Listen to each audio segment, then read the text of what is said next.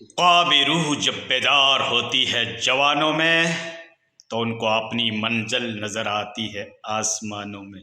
ہمیں تاج کی کرنا بہت پیارا لفظ ہے، مشہور ڈائلاگ اس وقت بہت پاپولر ہو رہا ہے، چناؤ کا موسم چل رہا ہے تو یہ ڈائلاگ بار بار آ رہا ہے، ٹھیک ہے۔ یہ ٹھیٹھ بھاشا، ڈھاٹی بھاشا کا ایک مقولہ اور ڈائلاگ ہے، بہت بڑا مشہور اور معروف ہے۔ دوستو، لینگویج میں کافی ڈفرینسز پائے جاتے ہیں۔ دنیا کے اندر 2000 لینگویج بولی جاتی ہے، 2000 زبانیں بولی جاتی ہے پورے ورلڈ کے اندر۔ اس میں سے مشہور اور معروف 2 لینگویج ہے جس کو انٹرنیشنل لینگویج کہتے ہیں، انگریزی اور دوسرے نمبر پہ عربک، اور ویسے 2000 بولی جاتی ہے۔ اس کو انٹرنیشنل لینگویج بھی کہتے ہیں، بین الاقوامی لسانیات بھی کہتے ہیں، انترراشٹریہ بھاشا بھی کہتے ہیں، ٹھیک ہے۔ الگ الگ بھاشاؤں میں ان کے نام دیے جاتے ہیں، بھاشاؤں کے بھی الگ الگ ہوتے ہیں۔ تو دوست یہ ہے، اور یہ تم نے سنا ہوگا گجراتی میں بس 6 ہی 6 لگتا ہے، کھاوانو 6، آوانو 6، سوانو 6، جاوانو 6 اور سو نام 6، بس 6 سے آگے وہ 7 تو ان لوگوں کو نصیب ہی نہیں ہے۔ تو اس طریقے سے سندھی میں کہتے ہیں تپوئی چھا تھیندو۔ اب تپوئی، what is the definition of تپوئی؟ تپوئی مجھے تو بہت ہنسی آتی ہے، کہتے ہیں تپوئی وغیرہ لگاؤ، لیکن یہاں سندھی بھاشا میں کہا جاتا ہے کہ تو پھر کیا ہوگا، تپوئی چھا تھیندو۔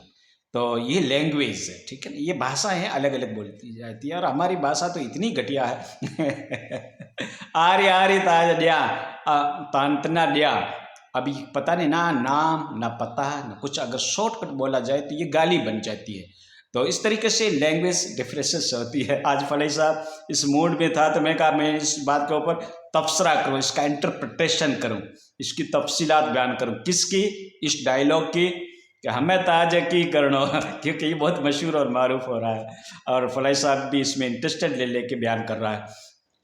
تو دوستو، یہ کون کہتا ہے؟ اکثر و بیشتر جہاں تو ضدی آدمی ہوتا ہے، یا بوڑھا آدمی ہوتا ہے، یا پھر مفقود الحال ہوتا ہے، تو وہ کہتا ہے کہ ہمیں تاج کی کرنو، یعنی میں نے تو جو کچھ کرنا تھا وہ کر دیا، چاہے میری بے وقوفی ہے، چاہے میری سمجھ ہے، چاہے میری یہ اسسمنٹ ہے، میں نے تو یہ قدم، یہ اسٹیپ اٹھا لیا، اب آپ کو کیا کرنا ہے؟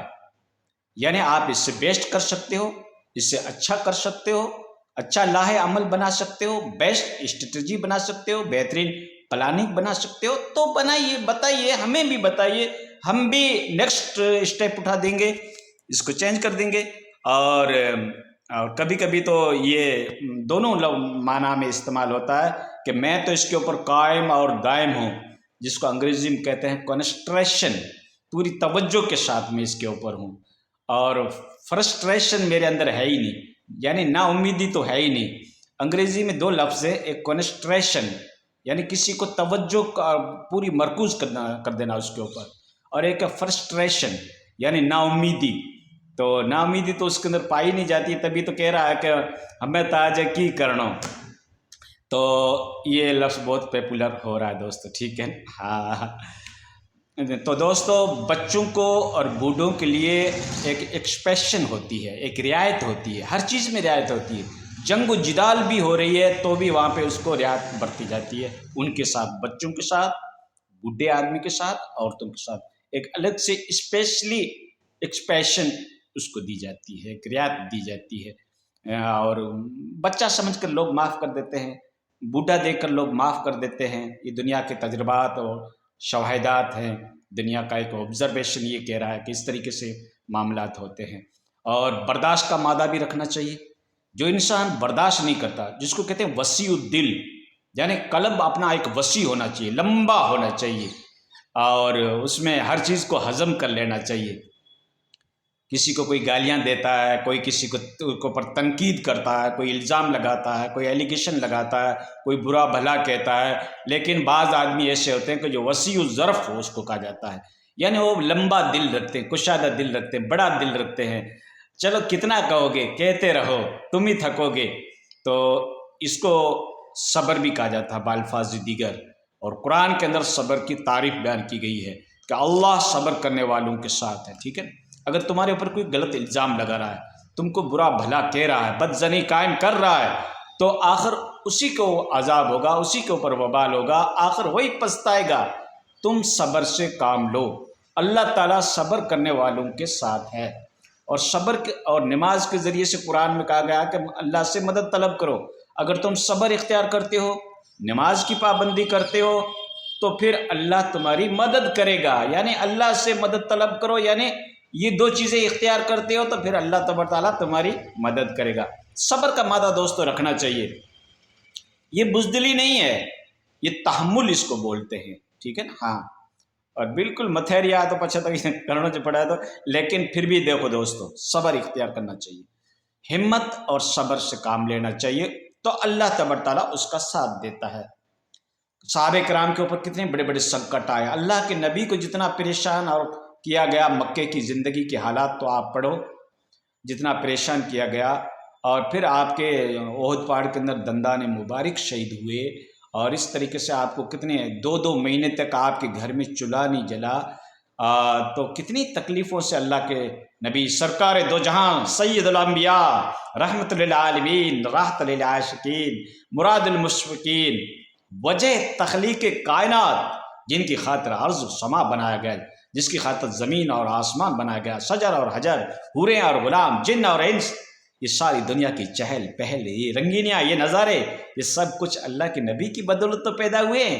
یہ جو عیش و عشرت کی زندگی تم گزار رہے ہو، یہ بہترین قسم کی سواریوں کے تم لطف اٹھا رہے ہو، یہ فضاؤں میں آپ اڑ رہے ہو، یہ ہواؤں میں تم گھوم رہے ہو، یہ وادیوں کے تم نظارے حاصل کر رہے ہو، یہ جو تم عیشی کی زندگی گزار رہے ہو، عیش و عشرت کی اور مگن اور مستی کی، یہ سب کچھ نظارے جو بھی ملے ہیں زندگی کے لطف، فیسلٹیز، یہ سب کچھ اللہ کے نبی کی بدولت ملے۔ محمد نہ ہوتے تو کچھ بھی نہیں ہوتا، کچھ بھی نہیں ہوتا دوستو، میرا تو یہ عقیدہ ہے، کچھ بھی نہیں ہوتا۔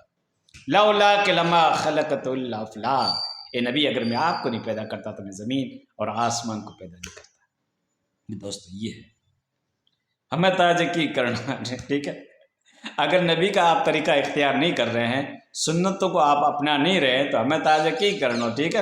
مرنو ہے نا، تو مر کے دیکھ، ابھی تو گھبرا کے کہتے ہیں کہ مر جائیں گے، اور مر کے بھی چین نہیں ملا تو کدھر جائیں گے، ٹھیک ہے نا۔ کوئی آپشن نہیں، بھاگنے کا، چھوٹنے کا، لکنے کا، چھپنے کا، ذکر کرنے کا، عبادت کرنے کا، منانے کا، رجانے کا، سفارش کرنے کا، ریکمنڈیشن کرنے کا، کوئی آپشن نہیں، کوئی وکلپ نہیں مرنے کے بعد، ٹھیک ہے۔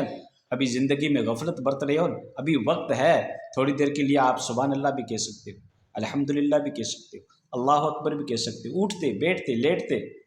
اور جس مجلس کے اندر اگر لاسٹ میں استغفار نہیں پڑھا جاتا تو وہ مجلس شیطان کی کہلاتی ہے، ٹھیک ہے نا۔ کتنی بڑی بڑی مجلسیں آپ قائم کر رہے ہو، کتنا بڑا ایونٹ قائم کر رہے ہو، پروگرام بنا رہے ہو، فنکشن بنا رہے ہو، اور لاکھوں کی کروڑوں کی تعداد میں بھیڑ اکٹھی ہوتی ہے، لیکن اس بھیڑ کے اوپر اللہ کی رحمت نازل نہیں ہوتی، جس میں لاسٹ میں استغفار نہیں پڑھا جاتا۔